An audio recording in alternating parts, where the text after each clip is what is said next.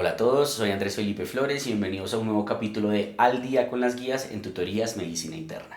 En esta ocasión vamos a estar revisando las últimas guías del CHEST en relación a transfusión de glóbulos rojos y plaquetas. Recuerden que si quieren apoyar este tipo de contenido pueden suscribirse, dejar un like y darle a la campanita.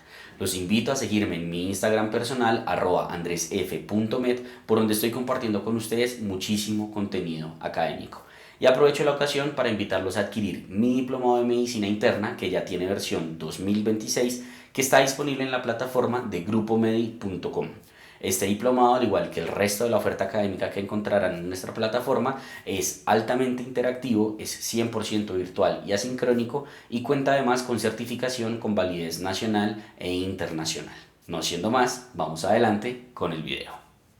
Hablemos entonces acerca de las guías de transfusión de lo que sería glóbulos rojos y plaquetas publicadas por el CHEST en los últimos años. Vamos a empezar con glóbulos rojos. ¿Qué podemos decir? Que 25% de los pacientes críticos reciben transfusiones, lo cual se traduce aproximadamente en 1,8 millones de unidades de glóbulos rojos empaquetados en Estados Unidos al año. Si uno ve, las indicaciones varían, no hay una estandarización como tal y un consenso claramente establecido, pero pues eso es lo que trata de hacer precisamente esta guía. Sobre todo, digamos que el verdadero problema en términos de la estandarización es cuál es el umbral, cuál es el valor que vamos a utilizar para transfundir, ya que pues hay mucha evidencia en relación al umbral en distintas situaciones particulares en donde los resultados han sido variables. Y es de gran importancia que definamos esto, ya que pues transfundir no solo es transfundir y ya, sino que tiene un costo humano, tiene un costo monetario, se habla de $200 por cada aplicación de unidad, y además de eso pues no está exento de eventos adversos, que es como muy importante tenerlo en mente. Hay gente que puede fallecer por un evento adverso de una transfusión de glóbulos rojos, de ahí que transfundamos cuando efectivamente los pacientes lo requieren. Consideraciones a tener en cuenta de la guía. Lo primero es que estas recomendaciones no aplican a personas con inestabilidad hemodinámica debido a hemorragia aguda o a pacientes que tengan lesiones neurológicas o que estén, digamos, hospitalizados debido a un politraumatismo o algo por el estilo. Es el paciente médico, digámoslo así. Primera duda. Entonces, ¿esquema liberal o esquema restrictivo? ¿Qué voy a entender como restrictivo? En general, 7. ¿Listo? Pues ellos piden 7 a 8 porque los estudios dicen así, pero en general 7, o sea, un umbral de menos de 7 versus el umbral liberal o lo que ellos ponen acá como permissive, que en general va a variar y suele ser desde 9 a 8 hasta 10.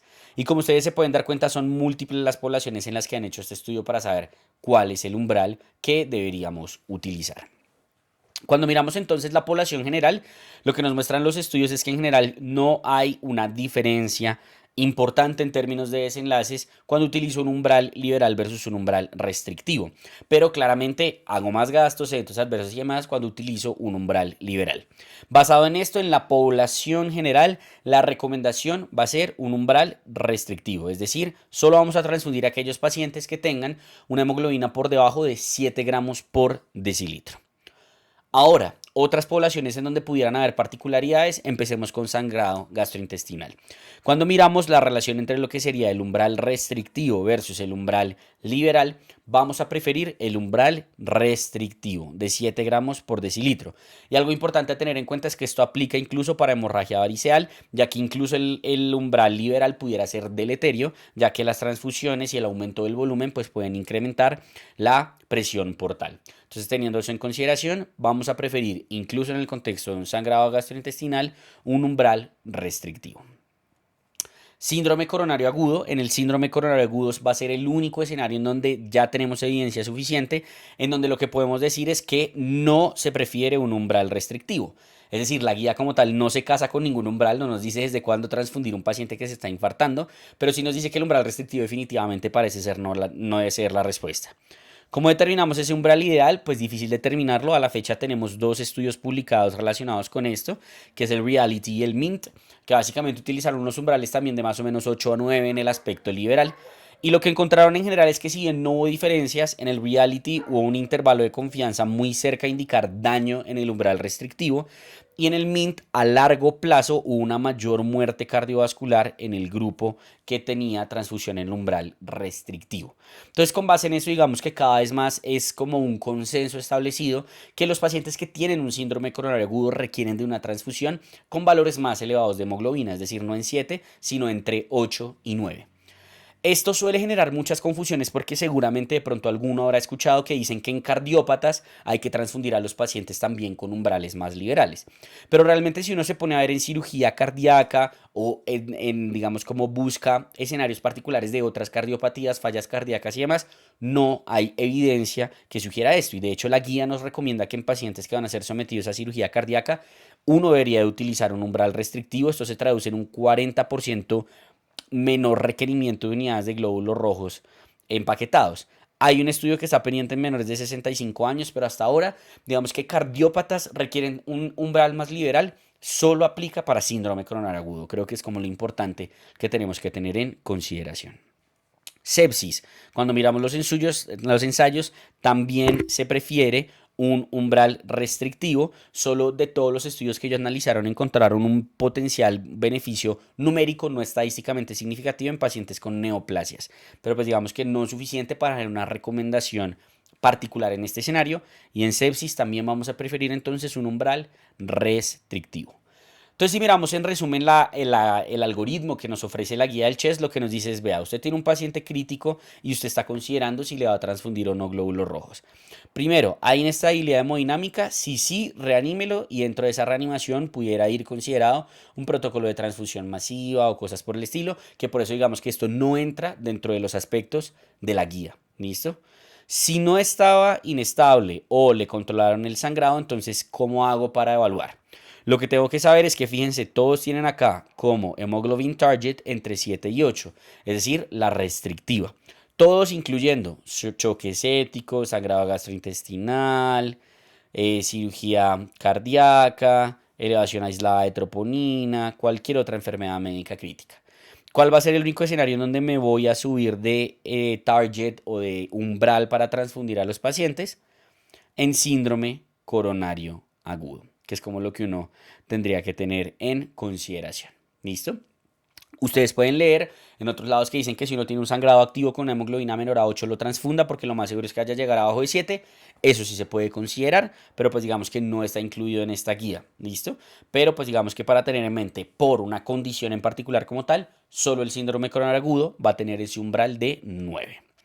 Vamos ahora con plaquetas y plasma fresco normal. Realmente aquí las recomendaciones son principalmente para plaquetas para que lo tengamos en mente. ¿Listo? ¿Por qué es importante esto? Porque 20% de los pacientes críticos reciben transfusiones de plaquetas o plasma fresco normal, 2,2 millones de unidades en Estados Unidos. Las indicaciones muchas veces suelen ser por trastornos leves del recuento plaquetario o por alteraciones en las pruebas de coagulación, que muchas veces realmente no resultan ser una verdadera indicación de transfusión. Y esto es debido nuevamente a que no hay una clara estandarización de cómo deberíamos hacer esto, y nuevamente esto implica costos, implica eventos adversos. Consideración nuevamente de la guía: para qué personas no aplica esta guía. Trauma, ¿cierto? Cuidado neurocrítico, en donde pues digamos que se deberían aplicar otras consideraciones. Entonces, digamos que hay dos escenarios en los cuales yo pudiera transfundir plaquetas y plasma fresco normal fuera de los contextos que dijimos no incluye la guía. Uno es profilaxis, es decir, prevenir que el paciente sangre, ¿cierto? Y el otro ya es un manejo activo como tal del paciente que está sangrando. Entonces empecemos por la profilaxis. Si yo considero, lo primero que yo tengo que hacer es determinar cuál es el riesgo de sangrado a mi paciente. Si yo considero que el riesgo de sangrado a mi paciente es bajo, que no tiene un alto riesgo de sangrado, en general la única indicación de transfundir plaquetas van a ser plaquetas menores a 10.000. ¿Listo? Van a ser plaquetas menores a 10.000. La evidencia aquí es que principalmente reduce sangrados leves. Ahora, si mi paciente sí tiene un alto riesgo de sangrado, mi umbral para transfundir plaquetas va a ser más alto. Va a ser con plaquetas menores a entre 30.000 a 50.000. ¿Qué quiere decir que mi paciente tiene riesgo de sangrado? Número 1, que tenga un IMPROVE igual o superior a 7. 2, que tenga un tumor en área crítica. Y 3, que esté con medicamentos antiangiogénicos. Estos dos los dejan como interrogados. El que sí dejan como establecido en la guía es el IMPROVE igual o mayor a 7. Consideraciones a tener en mente adicionales: debo mantener las plaquetas mayores a 50.000 en pacientes con sangrado intracraneal, aquellos que tengan una coagulación intravascular diseminada con alto riesgo de sangrado o pacientes que tengan indicación de anticoagulación. ¿Y cuándo debo evitar transfundir plaquetas? En púrpura trombocitopénica trombótica, en púrpura trombocitopénica inmune, aloinmunización, hiperleucocitosis y leucoestasis. El improve es esta escala que básicamente hay, ojo porque hay improve de trombosis e improve de sangrado. Aquí estamos hablando del improve de sangrado, que como dijimos, con base en estas categorías y en estas variables que ustedes están viendo acá, si llegó a tener un puntaje de 7 o más, pues ese sería una consideración de alto riesgo de sangrado y ahí yo debería plantearme un umbral de 30.000 a 50.000 para transfundir plaquetas de forma profiláctica. Ahora hablemos del otro escenario, el paciente que está con sangrado activo. Y aquí la recomendación va a depender de esto, de la severidad del sangrado. La OMS clasifica los sangrados en 4 categorías, ¿cierto? Grado 1, grado 2 y grado 3 y grado 4. Digamos que el grado 1, lo importante que tenemos que saber es esto. Los umbrales para transfundir son los mismos que para pacientes que no están sangrando. ¿Listo? Para 3 y 4, sí definitivamente va a ser un umbral de 50.000. Y para el grado 2, digamos que pudiera considerarlo. O sea, estoy ahí en un intermedio entre sí utilizar los umbrales como para paciente no sangrando o si quedarme con ese umbral de 50.000. Hay que individualizarlo realmente. Algunos sugieren un umbral más bajo de 30.000 en grado 2, pero pues digamos que eso no está del todo establecido. Ahora, ¿yo cómo defino esto, cierto? ¿Yo cómo defino que es un grado 1, grado 2, grado 3, grado 4? Bueno, pues aquí les tengo la tablita para que la puedan guardar y demás. Definitivamente grado 1 va a ser como epistaxis, petequias, la famosa púrpura, además. ¿Listo?